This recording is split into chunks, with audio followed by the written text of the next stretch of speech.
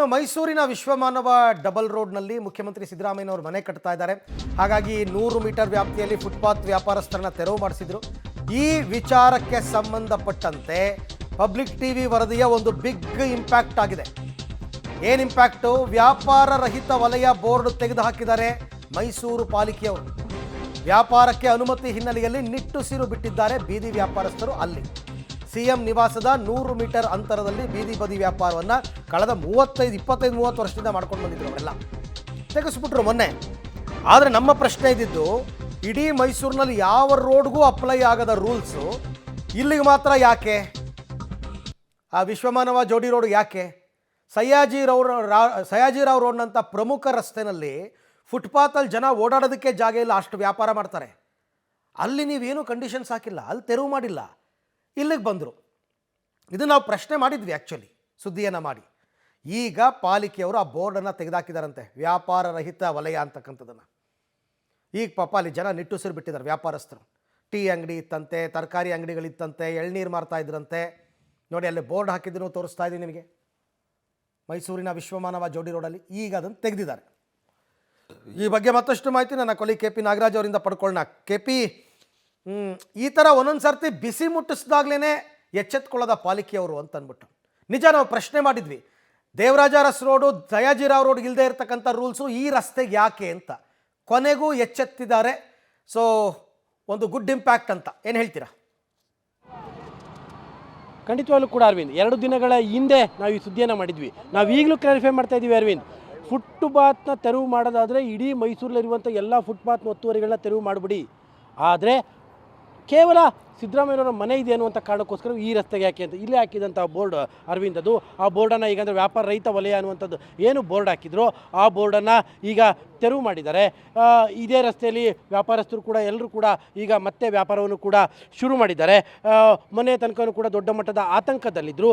ಯಾವಾಗ ಪಬ್ಲಿಕ್ ಟಿವಿಯ ವರದಿ ಮಾಡ್ತೋ ತತ್ಕ್ಷಣದಲ್ಲೇ ಎಚ್ಚೆತ್ತುಕೊಂಡಿರುವಂತಹ ಪಾಲಿಕೆಯ ಅಧಿಕಾರಿಗಳು ಈಗ ಆ ಬೋರ್ಡನ್ನು ತೆರವು ಮಾಡಿ ಮತ್ತೆ ಈ ಒಂದು ಸ್ಥಳದಲ್ಲಿ ವ್ಯಾಪಾರ ಮಾಡೋದಕ್ಕೂ ಕೂಡ ಅವಕಾಶವನ್ನು ಮಾಡಿಕೊಟ್ಟಿದ್ದಾರೆ. ಮತ್ತು ಈಗ ನನ್ನ ಜೊತೆಯಲ್ಲಿ ಸ್ಥಳೀಯರಿದ್ದಾರೆ.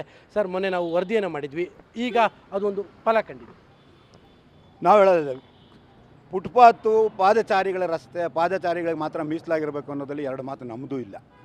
ಆದರೆ ಮೈಸೂರಿನಲ್ಲಿ 3 ಅಸೆಂಬ್ಲಿ ಕಾನ್ಸ್ಟಿಟ್ಯೂನ್ಸಿನಲ್ಲಿ, ಅದರಲ್ಲೂ ಸಯ್ಯಾಜಿರಾವ್ ರಸ್ತೆ, ಅಶೋಕ ರಸ್ತೆ ಮತ್ತು ಅಲ್ಲೆಲ್ಲ ಫುಟ್ಪಾತ್ನಲ್ಲೇ ಬಟ್ಟೆಗಳನ್ನ ಹರಡ್ಕೊಂಡ್ಬಿಟ್ಟಿರ್ತಾರೆ, ಓಡಾಡಲಿಕ್ಕೆ ಜಾಗ ಇರೋದಿಲ್ಲ. ಅಲ್ಲಿ ಎಲ್ಲೂ ಯಾವುದೇ ನಿರ್ಬಂಧಗಳನ್ನ ಹೇರದೇ ಇರತಕ್ಕಂಥ ನಗರ ಪಾಲಿಕೆ ಇಲ್ಲಿ ಮುಖ್ಯಮಂತ್ರಿ ಸಿದ್ದರಾಮಯ್ಯನವರ ಒಂದು ಮನೆ ಬರ್ತಿದೆ ಅನ್ನೋ ಒಂದು ಕಾರಣಕ್ಕೋಸ್ಕರ ಈ ವಿಶ್ವಮಾನವ ಜೋಡಿ ರಸ್ತೆಯಲ್ಲಿ ಇಲ್ಲಿ ವ್ಯಾಪಾರ ಮಾಡ್ತಿದ್ದ 10-12 ತರಕಾರಿ ವ್ಯಾಪಾರಸ್ಥರನ್ನ ಎತ್ತಂಗಡಿ ಮಾಡಿಸಿದ್ದು ನಮಗೆ ಒಂದಷ್ಟು ಕೆರಳಿಸ್ತು.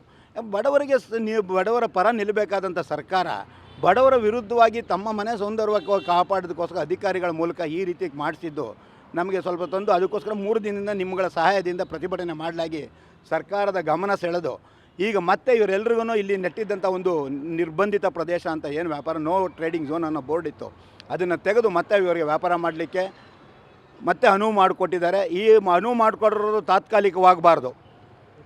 ಈ ಮತ್ತೆ ಮುಂದೆ ಸುದೀರ್ಘವಾದಂಥ ವರದಿಯನ್ನು ಕೂಡ ಇದ್ರ ಬಗ್ಗೆ ಹೌದು ಪಬ್ಲಿಕ್ ಟಿವಿಗೆ ನಾನು ವಿಶೇಷವಾಗಿ ಧನ್ಯವಾದಗಳನ್ನ ಹೇಳ್ತೀನಿ.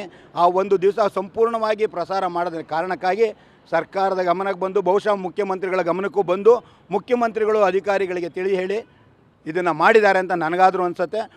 ಅಧಿಕಾರಿಗಳು ಅಷ್ಟೇ, ಮುಖ್ಯಮಂತ್ರಿಗಳು ಹೇಳೋ ಅಗತ್ಯ ಬೇಕಿಲ್ಲ. ಅವರಿಗೆ ಒಂದು ಸ್ವಲ್ಪ ಸಾಮಾನ್ಯ ಜ್ಞಾನ ಇರಬೇಕು. ಯಾವ ರಸ್ತೆಯಲ್ಲಿ ಏನು ಮಾಡಬೇಕು, ಇಲ್ಲಿಂದ ಯಾರಿಗೂ ತೊಂದರೆ ಆಗೋದಿಲ್ಲ ಅಂತ. ಯಾವುದೋ ಇಲ್ಲಿರ್ತಕ್ಕಂಥ ಕೆಲವು ಶ್ರೀಮಂತರನ್ನ, ಅದರಲ್ಲೂ ಯಾವುದೋ ಈ ಒಂದು ಕಟ್ಟಡ ಹೊಸದಾಗಿ ಕಾಂಪ್ಲೆಕ್ಸ್ ಬರ್ತಿದೆ, ಆ ಒಂದು ಕಾಂಪ್ಲೆಕ್ಸು ಮತ್ತು ಮುಖ್ಯಮಂತ್ರಿಗಳಿಗೆ ಸಹಾಯ ಮಾಡಲಿಕ್ಕೋಸ್ಕರನೇ. ಮುಂಚೆಲ್ಲ ನಾನು ಅವತ್ತು ಹೇಳಿದೆ, ಇದೇ ಪದ ಮತ್ತೊಮ್ಮೆ ಹೇಳಲಿಕ್ಕೆ ಇಷ್ಟಪಡ್ತೀನಿ. ಮುಂಚೆಲ್ಲ ದಣಿಗಳು ಓಡಾಡ್ಕೊಂಬಂದರೆ ಆಮೇಲೆ ಕಾಲು ಹೊತ್ತಕ್ಕೆ ಹೋಗೋರು, ದಣಿಗಳೇ ನೀವು ಓಡಾಡಿದ್ದೀರಾ, ನಿಮ್ಮ ಕಾಲು ನೋವು ಬಂದಿದೆ ಅಂತ. ಈಗಾಗಲ್ಲ, ದಣಿಗಳೇ ನಿಮ್ಮ ಕಾಲು ನೋವು ನಾಳೆ ನೋವ್ಬೋದು, ಇವತ್ತೇ ಹೊತ್ಬಿಡ್ತೀನಿ ಅಂತ ಅವ್ರನ್ನ ಓಲೈಸ್ಕೊಳ್ಳೋ ಕೆಲಸ ಮಾಡ್ತಿದ್ದಾರೆ. ಈ ರೀತಿ ಮುಖ್ಯಮಂತ್ರಿಗಳನ್ನ ಮಂತ್ರಿಗಳನ್ನ ಓಲೈಸ್ಕೊಳ್ಳೋದಲ್ಲ, ಜನಗಳನ್ನ ಓಲೈಸ್ಕೊಳ್ಳೋದು, ಬಡಪರ ಕೆಲಸ ಮಾಡಬೇಕು. ಓಕೆ ಅರವಿಂದ್, ಇನ್ನೊಂದಿಬ್ಬರು ರೈತರಿದ್ದಾರೆ. ಅಮ್ಮ, ಮತ್ತೆ ನಿಮ್ಗೆ ಅವಕಾಶ ಆಗಿದೆ? ಮತ್ತೆ ಸಂತೋಷ ಆಗಿದೆ. ನೆಮ್ಮದಿಯಾಗಿ ವ್ಯಾಪಾರ ಮಾಡ್ತೀರಾ? ನೆಮ್ಮದಿಯಾಗಿ ವ್ಯಾಪಾರ ಮಾಡ್ತಾ ಇದ್ದೀವಿ. ನಿಮಗೆ ಅಮ್ಮ? ನಮಗೂ ತುಂಬ ಖುಷಿಯಾಗಿದೆ ಸರ್, ನೆಮ್ಮದಿಯಾಗಿ ವ್ಯಾಪಾರ ಮಾಡ್ತಾ ಇದ್ದೀವಿ ಸರ್, ಖುಷಿಯಾಗಿದೆ, ತುಂಬ ಖುಷಿ. ನಮಗೂ ಖುಷಿಯಾಗಿದೆ ಸರ್. ಇವಾಗ ಏನೋ ಒಂದು ಒಳ್ಳೇದು ಕೆಲಸ ಮಾಡಿದಿರಿ. ಆರಾಮಾಗಿದ್ದೀರಿ ನೀವು ವ್ಯಾಪಾರ ಮಾಡೋದಕ್ಕೆ? ವ್ಯಾಪಾರ ಮಾಡೋಕ್ಕೆ ಅವಕಾಶ ಕೊಟ್ಟಿದ್ದಾರೆ ಎಲ್ಲ ಅಧಿಕಾರಿಗಳಿಗೆ ಧನ್ಯವಾದಗಳು, ಟಿ ವಿ ಚಾನಲ್ ಅವರಿಗೆ Right. ಧನ್ಯವಾದಗಳು. ಓಕೆ ಅರವಿಂದ್, ಅಂದರೆ ಮತ್ತೆ ವ್ಯಾಪಾರ ಶುರುವಾಗಿದೆ ಅರವಿಂದ್, ಒಂದು ಸಮಾಧಾನ. ಯಾಕೆಂದರೆ ಮಾಡಬಾರ್ದಾಗಿತ್ತು ಅಧಿಕಾರಿಗಳು, ಈಗ ಮಾಡಿದ್ದಾರೆ. ಫೈನಲ್ ಆಗಿ ವರದಿ ಬಂದ ನಂತರದಲ್ಲಾದರೂ ಈಗ ಎಚ್ಚೆತ್ಕೊಂಡು ಈಗ ಮತ್ತೆ ವ್ಯಾಪಾರಕ್ಕೆ ಅವಕಾಶ ಮಾಡಿಕೊಟ್ಟಿದ್ದಾರೆ Arvind. Okay, thank you K P, ತಮ್ಮ ಎಲ್ಲ ಮಾಹಿತಿಗಾಗಿ ಧನ್ಯವಾದ. ಸೊ ಒಟ್ಟಾರೆ ನಿಜಕ್ಕೂ ಕೂಡ ಅವರ ಮುಖದಲ್ಲಿನ ಖುಷಿಯನ್ನು ನೋಡಿದಾಗ ಸುದ್ದಿಯನ್ನು ಹಾಕಿದ್ದಕ್ಕೂ ಕೂಡ ಸಾರ್ಥಕ ಅಂತ.